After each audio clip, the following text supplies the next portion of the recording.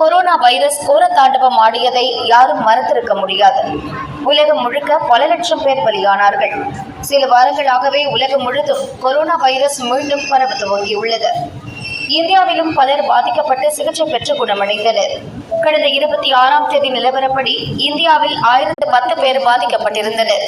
அடுத்த 4 நாட்களில் corona virus பாதிப்பு வேகம் எடுத்துள்ளது. நேற்று முன்தினம் ஒரே நாளில் 227 பேர் பாதிக்கப்பட்டனர். நேற்று ஒரே நாளில் 511 பேருக்கு கொரோனா தொற்று உறுதி செய்யப்பட்டது.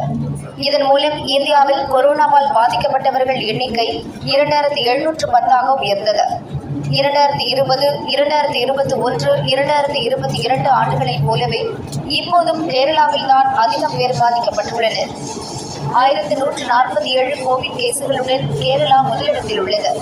தமிழகம் 148 கேசுகளுடன் 5ஆம் இடத்தில் உள்ளது. மகாராஷ்டிரா, டெல்லி,